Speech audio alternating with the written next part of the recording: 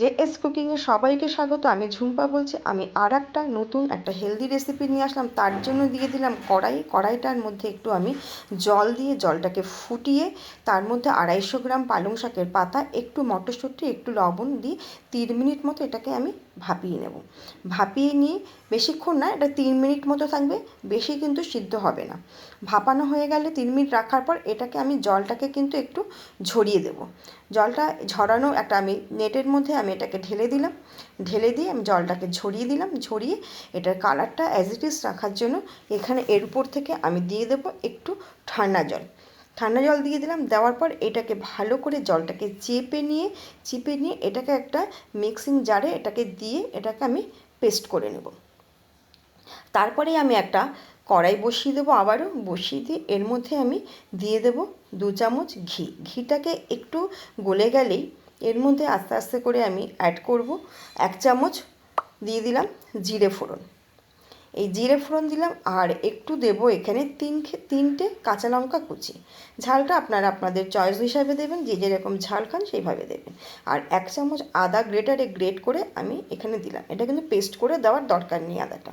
আর এদিকে জিরেটা একটু লাল লাল হয়ে গেলে মশলার সঙ্গে এটাকে ভালো করে মিশিয়ে তারপরে আমি পালং শাকের পেস্টটা কড়াইতের মধ্যে দিয়ে পালং শাকের যে রসটা আছে ওটাকে আমি শুকনো শুকনো করে নেব। কড়াইটার মধ্যে দিয়ে একটু আমি শুকিয়ে নেব এটাকে। আচ্ছা, এই রেসিপিটা কিন্তু শীতের দিনে দেখুন বাজারে ভর্তি সবুজ শাকসবজি। আমরা যদি এভাবে করে খাই, একটা হেলদি রেসিপি, আমরা ব্রেকফাস্টেও খেতে পারি বা ইভিনিংয়ে আমরা টিফিন হিসাবে এটা আমরা খেতে পারি। এভাবে করে কিন্তু একটা হেলদি রেসিপি খুব কম তেলে, খুব কম উপকরণ দিয়ে, ঘরে থাকা জিনিস দিয়ে কিন্তু হয়ে যাবে। যে সমস্ত পুরনো এবং নতুন বন্ধুরা আমার রেসিপি দেখছেন, আপনারা প্রথম থেকে শেষ পর্যন্ত দেখবেন এবং পাশে থাকা বেল আইকনটি প্রেস করে আমাকে এগিয়ে নিয়ে যাবেন। আচ্ছা, আপনারা সাবস্ক্রাইব করবেন এবং লাইক, কমেন্ট, শেয়ার করবেন। আপনাদের একটা লাইক বা কমেন্টে আমাকে অনেকটা ইন্সপায়ার করে নেক্সট রেসিপিটা শেয়ার করার জন্য। আমার ওটা ঢেলে নিলাম, ওটা শুকানো হয়ে গেছে। আমি কড়াইটা বসিয়ে দিয়ে আবার এখানে দিয়ে দিলাম 4 চামচ মতো বেসন। এটাকে একটু ড্রাই রোস্ট করে নিয়ে এই যে আমি পেস্টটা যে শুকিয়ে নিয়েছি এর মধ্যে আমি দিয়ে দিলাম। এটাকে আমার বাইন্ডিংয়ের কাজ করবে। বেসনটা হচ্ছে এখানে বাইন্ডিংয়ের কাজ করবে। আচ্ছা, এর মধ্যে আমি এক এক করে আমি অ্যাড করব। 1 চামচ দিয়ে দেবো এখানে ধনের গুঁড়ো, আর দেবো 1 চামচ জিরের গুঁড়ো, আর দেবো এখানে একটা আলু সিদ্ধ করে আগের থেকে ম্যাশ করে রেখেছি সেই আলু সিদ্ধটা। আর এখানে আর দেবো এক মুঠো এখানে ধনেপাতা কুচি দিয়ে এটাকে আমি ভালো করে প্রত্যেকটার সঙ্গে প্রত্যেকটা মিশিয়ে নেব। ভালো করে এটাকে মেশানো হয়ে গেলে তারপরে কিন্তু আমরা এটাকে একটা কাবাবে আমরা বানাবো। আমার এটা মেশানো হয়ে গেছে। আমি হাতে একটু তেল দিয়ে আস্তে আস্তে করে এভাবে করে কাবাবগুলোকে তৈরি করে নিলাম।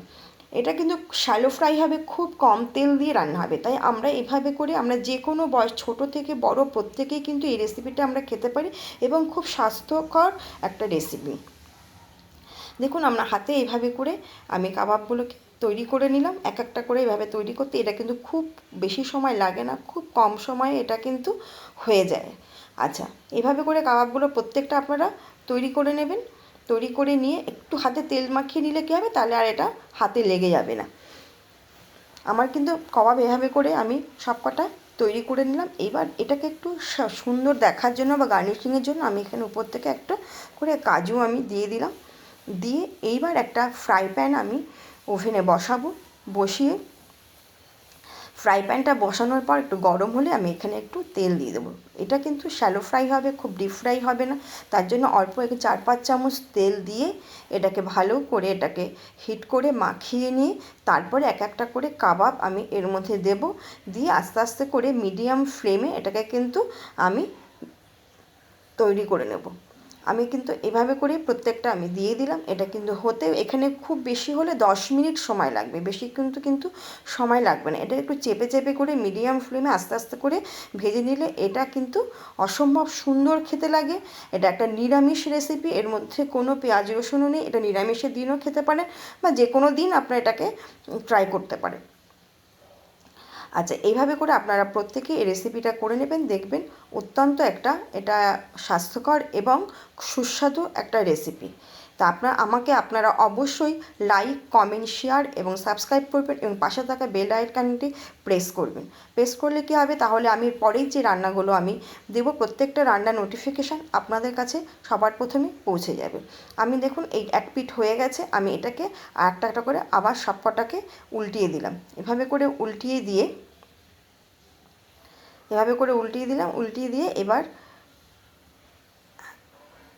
এভাবে করে উল্টে দেবো, দিয়ে এটাকে একটু চেপে এটাকে কিন্তু একটু ভাজতে হবে। ভাজলে কিন্তু মোটামুটি এটা হয়ে যাবে। আমার কিন্তু প্রায় এটা হয়ে এসছে, এটা কিন্তু বেশিক্ষণ সময় লাগবে না, প্রায় শেষের দিকেই রান্নাটা আমার। আচ্ছা, যে সমস্ত দর্শক বন্ধুরা আমার পাশে ছিলেন তাদেরকে প্রথম থেকে শেষ পর্যন্ত পাশে আছেন প্রত্যেককে আমার অসংখ্য ধন্যবাদ। আমার কিন্তু রান্না হয়ে গেছে, এবার এটাকে আমার সার্ভ করলেই মোটামুটি আমার রেডি হয়ে যাবে গ্রিন কাবাব। আপনারা দেখুন, দেখতে কিন্তু অসম্ভব সুন্দর হয়েছে, খেতেও খুব ভালো হয়েছে।